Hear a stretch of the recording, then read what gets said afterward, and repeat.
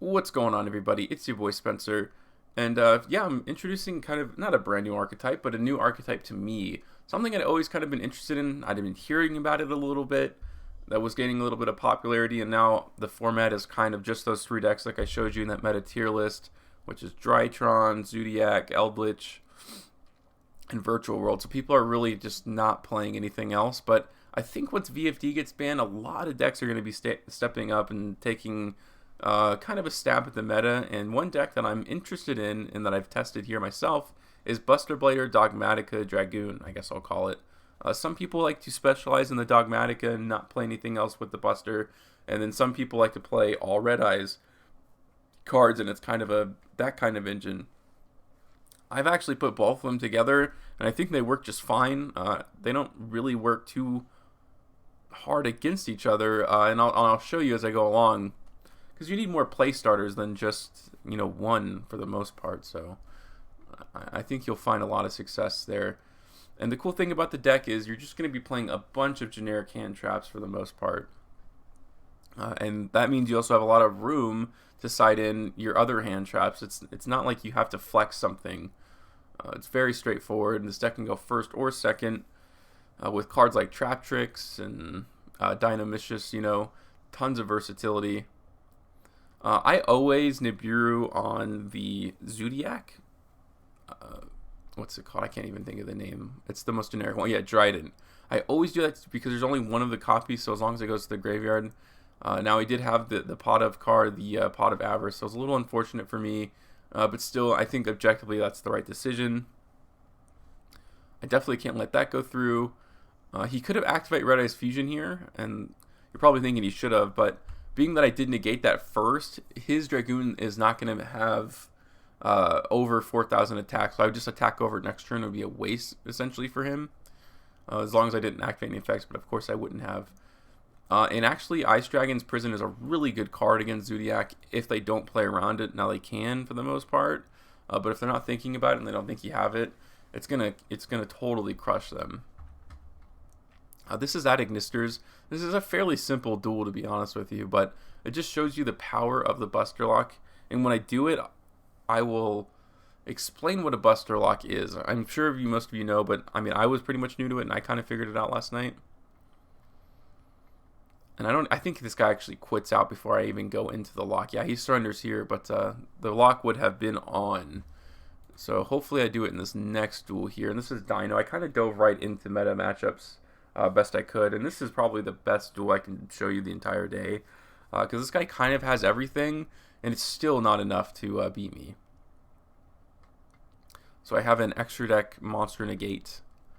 And as long as I time this correctly, and which is what I'm going to do, I'm going to fire off the prologue as quick as possible, because I sent a dragon monster off the effect of Nadir's Servant. So he negates everything. The Buster Lock is not online. But I still have Dogmatika Punishment. I still have Dynamicious. But I have to wait because he did use the Miscellaneous Saurus. So he's going to try to blow up the whole field, but like I said, I do have the Fleur-de-Lis in my hand. I'm still going to go for the Fossil Dig. I'm not sure why he didn't go into the double Evo pill, but that works for me. I'm going to get another copy of the Dear Servant. That's going to pop his card and essentially end the duel here, because I did have another prologue to continue the Buster Lock going forward. This is what I believe to be a pure Eldlich matchup, or I think it's like Eldlich Paleozoic. And I'll tell you kind of how I went against the matchup. So he's going to try to activate Curse Eldland. To me, that's the card you always negate, because it's not like the Golden Lord is going to be able to get rid of your Dragoon, which is kind of the most important piece here. And yeah, Dragoon lets you activate Prologue because obviously you're sending Red Eyes into the graveyard, which is just really nasty. To be honest with you, I should have activated during his turn. But anyways, what I was saying is, one, they're going to get the search, and then two, they're going to find a way to get it off the field to set an additional card. So there's so much advantage to have there. So I'm not sure why. To me, that's the best way to disrupt the Eldlich board, in my experience.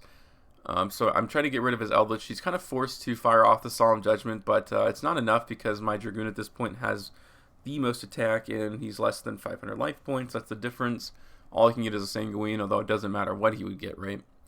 Hakera wouldn't do anything. A Conquistador couldn't do anything. Can't be destroyed by card effects. So this puts in a lot of work for the deck, obviously. This is the meta version, the most popular version, I should say, of Eldlich right now, which is the Zoodiac version, which is topping quite a bit. And cards like Infinite Impermanence just really don't do anything, which is great.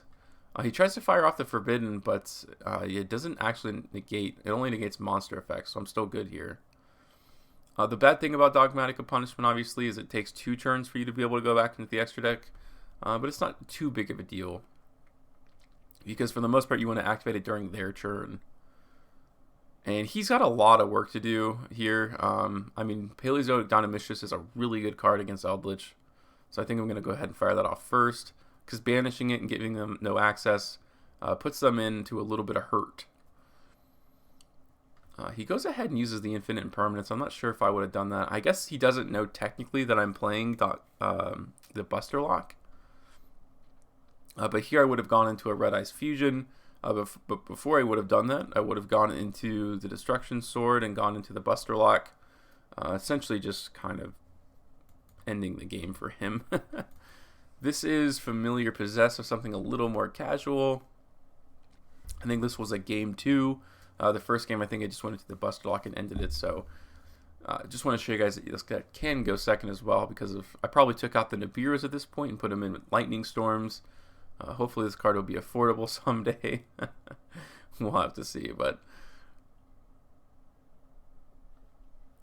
so here we go. Here's the official Buster Lock. I don't think it's ever been. There's always someone disrupting it, right? But essentially what it means is all your opponent's monsters become dragons that can't activate their effects. It's a Kroger brand version of VFD. It is probably the best way to describe it. Yeah, I mean, I probably should have activated the Fleur-de-Lis, but I did want that piercing battle damage. And I do have, once again, another way to Synchro Summon and get the block online again during his turn. So constantly, refreshing that lock and making sure your opponent can't do anything. Here, this is me against Mech Knights, so we'll see. Basically, I always try to play around Mech Knights because you just never know. And the other good thing about Red Eyes Insight is that it's actually, you can actually send from the hand too, not just from the deck. So this card isn't a brick in the hand. All Red Eyes Wyvern does is if you didn't normal summon or set that turn, you can bring back Dragoon in an emergency situation. But yeah, the Red Eyes Fusion with the Buster Lock is just really insane because it sends obviously Red Eyes Black Dragon to the graveyard, which is really good. A lock with Dragoon is a pretty darn good board. It's actually really hard to out for the most part. Here's a mirror match, and if you think about this matchup too hard, it'll really hurt your head. But I figured, hey, if I saw it, I might as well show it to you. This card's a 1-card Buster Lock. And I think I'm actually this version over here, if I'm not mistaken. It's so similar, right? So he Buster Locks me. I look like I should be okay. I remember for a while I was playing the original Buster Blader, although I think you should be playing the new one, although I'm not sure how much of a difference it makes.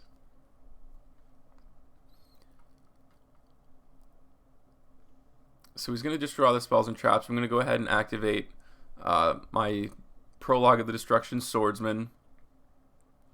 Try to get the most advantage out of that. I do top deck the Fleur-de-Lis. So I'm sure he's going to want to go back. Oh, he pretty smartly goes into an evenly matched here. You would think this is game just kind of looking at it. But this couldn't attack directly, which was the difference. He goes into evenly. I probably shouldn't have saved this. Although it doesn't... Yeah, I guess it didn't really matter in the end. But... So... this effect's pretty good because he actually is using a lot of dragon monsters. So it's going to gain permanent attack for the most part. But even through the evenly match, he just didn't have enough follow-up to go through with it. And that was game. This is the last one. This is another matchup with Zoodiac Eldlich. Yeah, and I'm always just going to go for the Red Eyes Fusion play. I think I mentioned that earlier in the video.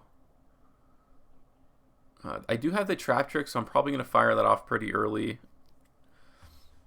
the Buster Lock is more important to me than anything else, especially when this guy's going to be looking to go into his Zeus, and he's definitely not going to be able to if they're all in defense position, which is nice. And I still have another Trap Trick. I still have another Dogmatika Punishment. Not really sure why he would go into a Conquistador, I guess to get the Sanguine Search effect. But he's just not going to get that opportunity. And the cool thing is that the Fleur-de-Lis can actually negate the effects of Buster Blader, so I can go in for games. So he never really had a chance to break my board because I just went right in for it. So it does have the ability to do that. It's just not always super consistent. That's probably the worst part about the deck. I still feel like there's something I can do like missing from the deck. I'm not sure what that is. It's really good. It's probably tier 2 right now. But we'll see when the format becomes a little more defined after the next ban list where this can kind of fit in and if there is a place for it in tier 1. I'm really impressed with the results. Let me know what you guys are doing with your Buster Blader decks, what you think of the deck and everything like that. Other than that, guys, that's going to do it for today's video, and I hope you have an absolutely wonderful night.